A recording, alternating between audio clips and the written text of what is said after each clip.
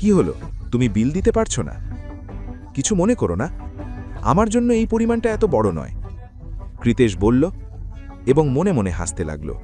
অভিনব তার মুখের হাসি দেখতে পেল। সে পকেট থেকে কার্ড বের করে ওয়েট্রেসের দিকে বাড়িয়ে দিল। কামিনী যখন তার কার্ড দেখল তখন তার চোখ কপালে উঠল। প্ল্যাটিনাম? তোমার কাছে এই ব্ল্যাক কার্ড কোথা থেকে এলো? কামিনী বলল এবং অভিনবের হাত থেকে কার্ডটি নিয়ে মনোযোগ দিয়ে দেখতে লাগল। তাতে অভিনবের নাম লেখা ছিল, অভিনব আগরওয়াল।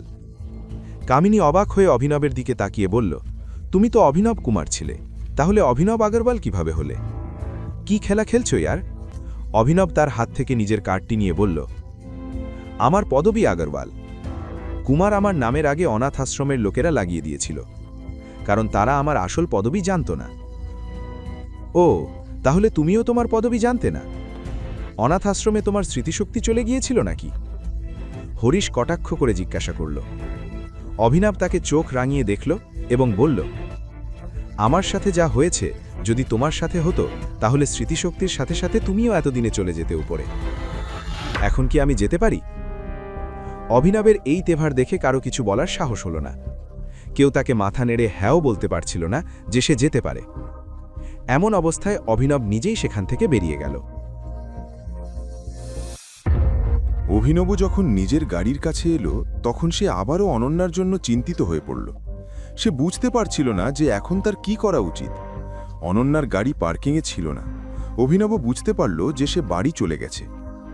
এমন পরিস্থিতিতে অভিনবও গাড়িতে বসল এবং অনন্যার বাড়ির উদ্দেশ্যে রওনা দিল। যেমনই সে অনন্যার বাড়ি পৌঁছে গাড়ি পার্ক করল, সে দেখল সেখানে একটি গাঢ় নীল রঙের গাড়ি দাঁড়িয়ে আছে। ওটা অনন্যার গাড়ি ছিল না, কিন্তু দেখে মনে হচ্ছিল সেটি কোনো ধনী ব্যক্তির গাড়ি। সেটির পাশেই অনন্যার গাড়িও দাঁড়িয়েছিল।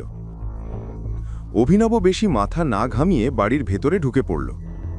সে ভেতরে ঢোকা মাত্রই একটি অদ্ভুত সুগন্ধ পেল। এরকম সুগন্ধ সেই বাড়িতে আগে কখনো আসেনি। রাজীব কাউকে বলছিলেন, তোমাকে অনেক অনেক ধন্যবাদ, তুমি না থাকলে জানি না আজ কি হতো। অভিনব রাজীবের গলা শুনতে পেল, কিন্তু তিনি কার সাথে কথা বলছেন তা বুঝতে পারল না। অভিনব ভেতরে পৌঁছে দেখল যে রাজীব এবং শর্মিলার সামনে একজন দীর্ঘকায় ব্যক্তি দাঁড়িয়ে আছে। তার পিঠ অভিনবর দিকে থাকায় সে তাকে দেখতে পাচ্ছিল না, কিন্তু শর্মিলার মুখে ছড়িয়ে থাকা হাসি দেখে অভিনব বুঝতে পারল যে তিনি ওই ছেলেটিকে খুব পছন্দ করছেন। সেই সময় ছেলেটি বলল, ঠিক আছে, তাহলে এখন আমি আসি, এবং সে অভিনবর দিকে ঘুরে দাঁড়াল।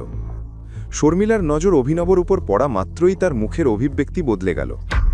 তিনি তিক্ত স্বরে অভিনবকে বললেন, ইনি হচ্ছেন চিরাগ।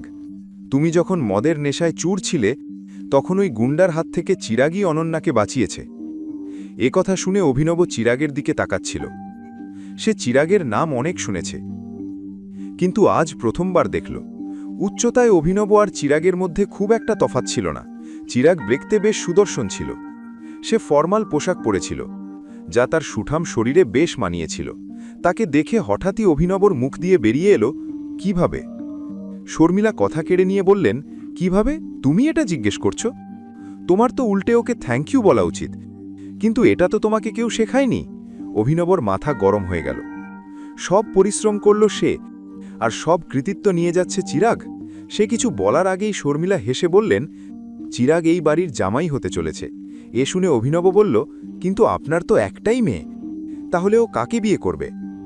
শর্মিলা রেগে বললেন, বোকা, আমার যে একটি মেয়ে আছে ও তাকেই বিয়ে করতে চলেছে। এ কথা শুনে চিরাগের মুখে হাসি ফুটে উঠল। সে হাত মেলানোর জন্য অভিনবর দিকে হাত বাড়াল এবং বলল, আমি চিরাগ। অভিনবও তার সাথে হাত মেলাল, কিন্তু তার হাত জোরে চেপে ধরে বলল, আমি জানি না যে আপনি জানেন কিনা অনন্যা বিবাহিত এবং তার স্বামী আমি। অভিনব তার হাত এত জোরে চেপে ধরল যে চিরাগ ব্যথায় কুঁকড়ে গেল। এটা দেখে শর্মিলা বললেন, কি করছো? ওকে কি মেরেই ফেলবে নাকি? অভিনব চিরাগের হাত ছেড়ে দিল। শর্মিলা আরও বললেন, তুমি কি মনে করো সবাই তোমার মতো যেখানে সেখানে মারপিট করে বেড়ায়? ও একজন ভালো, সভ্য এবং খানদানি ঘরের ছেলে। অনন্যা তোমার স্ত্রী নয়। তুমি নিজেকে ওর স্ত্রী ভাবতে পারো, কিন্তু সেটা অস্থায়ী। ওর চিরস্থায়ী চিরাগই হবে। চলো চিরাগ, আমার আজেবাজে লোকের মুখে লাগতে ভালো লাগে না। এই বলে তিনি চিরাগকে সাথে নিয়ে সেখান থেকে চলে গেলেন। এসব শুনে অভিনবর মাথা ঝিমঝিম করতে লাগল। সে বুঝতে পারছিল না এখন কি করবে। এমন সময় রাজীব বললেন, আমার মনে হয়েছিল যে মেয়ের ব্যাপারে আমি তোমার ওপর কিছুটা ভরসা করতে পারি, কিন্তু আজ তুমি যা করলে তারপর আমার সেই ভরসাও ভেঙে গেছে। তুমি আমার মেয়েকে ওই অবস্থায় ফেলে রেখে কিভাবে চলে যেতে পারলে? অভিনব অবাক হয়ে বলল, আপনি এসব কি বলছেন? রাজীব থামিয়ে দিয়ে বললেন, উল্টে প্রশ্ন করো না অভিনব। আমি জানি তুমি কি করেছ। যখন একটা গুন্ডা তোমার চোখের সামনে অনন্যাকে হেনস্থা করছিল, তখন তুমি তাকে ওই অবস্থায় ফেলে পালিয়ে এলে। সত্যি আমি তোমার ওপর খুব হতাশ। আমার মনে হয় না যে তুমি আমার মেয়েকে বিয়ে করার যোগ্য। এটুকু বলে রাজীবও ভেতরে চলে গেলেন। অভিনব অবাক হয়ে তাকে যেতে দেখল। সে বুঝতে পারল এই মিথ্যে গল্প চিরাগই তাদের শুনিয়েছে। অভিনবর মনে হলো তার সাথে বিশ্বাসঘাতকতা করা হয়েছে।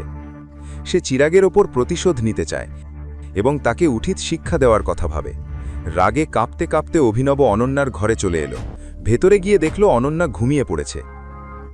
অভিনব নিজেকে অনন্যার দিকে তাকিয়ে দেখা থেকে আটকাতে পারল না। তাকে সত্যিই খুব সুন্দর লাগছিল। অভিনব খুব সাবধানে তার জিনিসপত্র এক কোণে রেখে দিল, যাতে অনন্যার ঘুম না ভেঙে যায়। সে ধীরে ধীরে বিছানায় এলো এবং কম্বল গায়ে দিয়ে তার পাশে শুয়ে পড়ল। অভিনব চোখ বন্ধ করতেই সেই রাতটার কথা মনে পড়ে গেল, যখন সে প্রথমবার ভুল করে অনন্যার ঘরে পৌঁছে গিয়েছিল। এখন আগে কি হতে চলেছে? অভিনব আর অনন্যার এই ঘনিষ্ঠতা কি তাদের হৃদয়ে একে অপরের জন্য জায়গা তৈরি করবে? তাদের কি একে অপরের সাথে প্রেম হয়ে যাবে? আর অভিনব চিরাগের সাথে কি করতে চলেছে?